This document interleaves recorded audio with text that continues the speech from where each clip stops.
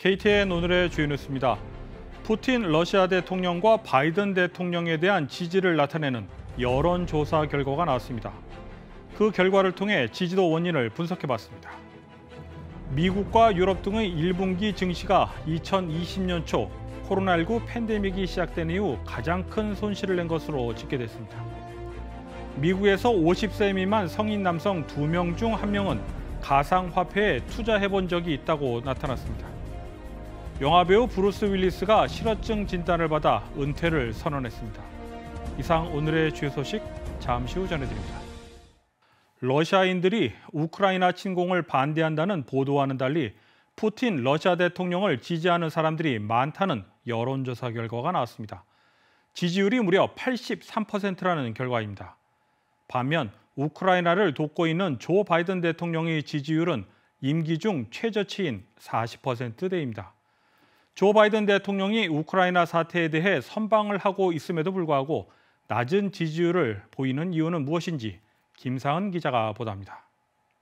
러시아의 우크라이나 침공이 장기화되는 가운데 러시아 내에 블라디미르 푸틴 러시아 대통령을 지지하는 사람들이 많다는 여론조사가 공개됐습니다. 여러 언론 매체에서 러시아 사람들이 우크라이나 침공을 반대하는 시위를 벌이는 등 전쟁에 반대의 목소리가 높다는 보도와 사뭇 다른 결과입니다. 뉴욕타임즈에 따르면 여론조사 기관 레바다 센터가 지난 3월 24일부터 30일 사이 1,632명을 대상으로 조사한 여론조사에서 푸틴 대통령에 대한 지지율이 83%로 나타났습니다. 우크라이나 침공 전인 지난달 지지율 71%보다 무려 12%포인트 상승한 겁니다. 같은 조사기관에서 발표한 러시아 정부에 대한 신뢰도 역시 지난달 55%에서 15%포인트 상승한 70%입니다.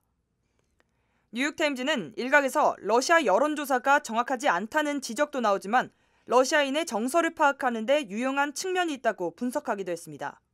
월스트리트 저널은 러시아 정부가 우크라이나 사태와 관련해 러시아 내에서 언론을 통제하고 있어 러시아 정부와 반대되는 보도를 듣지 못한 러시아인들의 선택이라며 여론조사 결과를 그대로 받아들이지 말라는 전문가들의 의견을 전했습니다. 한편 푸틴 대통령에 대한 지지율이 상승하고 있다는 여론조사와 반대로 서방 민주주의 국가들을 집결시켜 우크라이나를 돕고 있는 조 바이든 대통령의 지지율은 사상 최저를 기록하고 있습니다. 여론조사 이소스가 지난달 22일부터 이틀간 조사한 여론조사에서 바이든 정부의 지지율은 역대 최저인 40%대입니다. 지난해 8월부터 50%를 밑돌고 있습니다. 코로나19와 우크라이나 사태 등으로 인플레이션 압력이 강해졌기 때문입니다. 이런 가운데 바이든 정부의 돈풀기식 경기 부양 정책과 인도적 차원의 우크라이나 지원 등 정책에 불신을 가지는 사람들이 많아진 것으로 보입니다. 바이든 정부가 경제 회복의 성과를 보이지 않는다면 다가오는 11월 중간선거에서 민주당의 위험이 될 수 있다는 목소리가 커지고 있습니다. KTN 뉴스 김상은입니다. 지지율 하락세는 미국인들의 관심이 우크라이나 전보다 민생 문제에 더 쏠려 있다는 점과 무관치 않은 것으로 보입니다. 다음 소식입니다. 경제 상황이 좋지 않다는 소식은 증시에서도 나타나고 있습니다. 미국과 유럽 등의 1분기 증시가 2020년 초 코로나19 팬데믹이 시작된 이후 가장 큰 손실을 나타낸 것으로 조사됐습니다. 1분기 마지막 날인 31일에도 뉴욕 증시가 1.5% 이상 내려가는 등 세계 증시는 동반 하락했습니다. 뉴욕 증시의 스탠다드 앤 푸어스 500 지수는 1분기에 5.0% 하락해 2년 만에 최악의 실적을 기록했습니다. S&P 500 지수가 분기 단위로 하락한 것은 코로나19가 세계적으로 확산한 2020년 1분기 이후 2년 만에 처음입니다.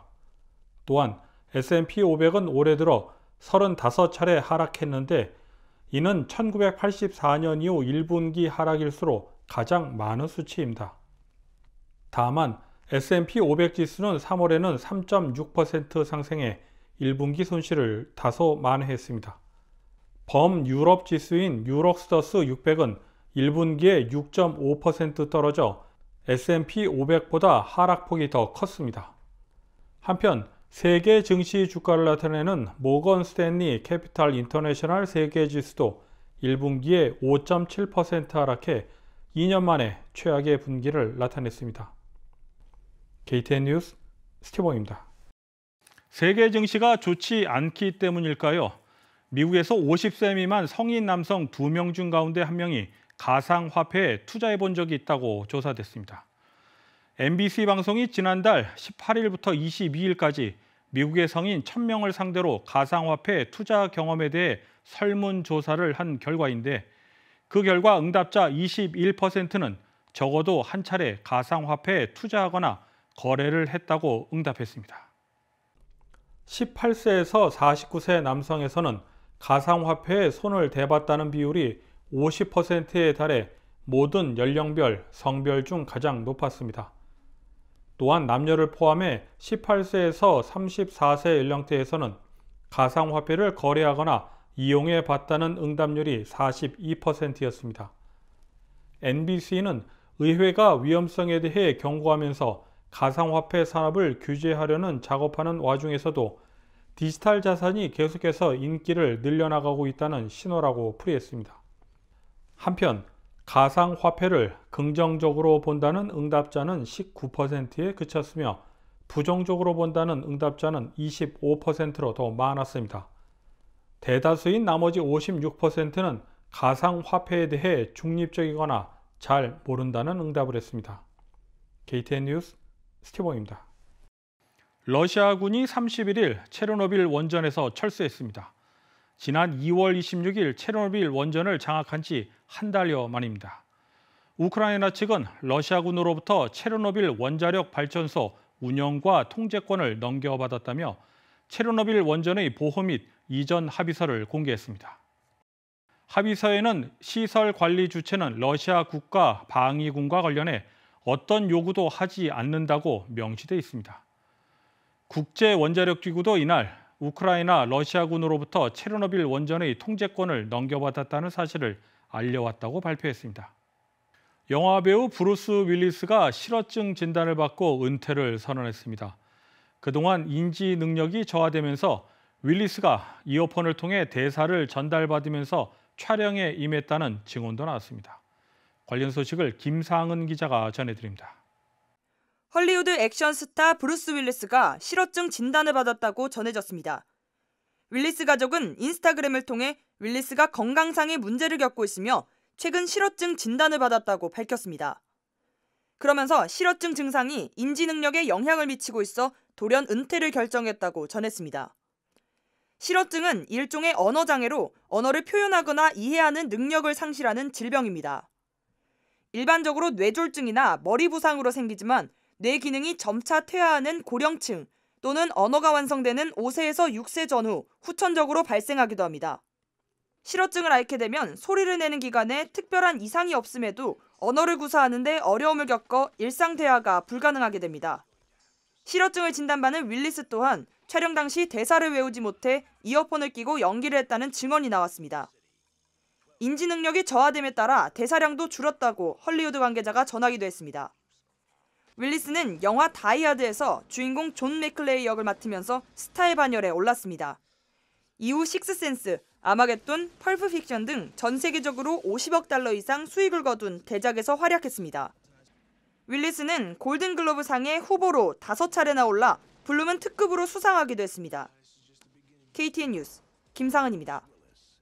다음은 문화계 소식입니다. 애틀랜타 다운타운에 위치한 하이 뮤지엄에서 열리고 있는 사진전을 배준경 PD가 다녀왔습니다. 하이 뮤지엄에서 헝가리 출신 미국의 사진가 안드레 케르테슈의 사진전이 진행 중입니다. 안드레 케르테슈는 1920년대와 1930년대 파리를 기반으로 사진작가 활동을 했던 사진가로 유럽과 파리에서 촬영한 사진의 특성을 살린 조화가 이루어진 화면 구성에 특색이 있는 작품들로 유명한 사진작가입니다. 이번에 하이 뮤지엄에 전시된 케르테슈의 작품들은 그가 1925년 파리에 도착해 1928년까지 3년여간 찍은 작품들로 알려졌습니다. Hi everyone, my name is Maria Kelly. I'm the Assistant Curator of Photography here at the High Museum of Art. And I'm talking today about André Kertész, Postcards from Paris. This show is really exciting because it covers a really formative part of Andrei Kertész's career. It takes place between the years of 1925 to 1928, when he had just moved to Paris. He didn't know the language, he didn't know many people, but he knew he wanted to be a photographer. So he starts printing on these really lovely little postcard, carte postale paper, and they become his medium for sharing his artwork with both community, his friends and family back home, and sort of making his name as a photographer. This is the first time all of these tiny gems of the photographs have been back together again since they were passed across cafe tables in Paris in the 1920s. So it's a really rare experience, an opportunity to see really rare photographs. And we're really excited to have the exhibition here, and we hope you will come and see it soon. 안드레 케르테슈 사진전은 5월 29일까지 이어집니다. KTN 뉴스 배준경입니다.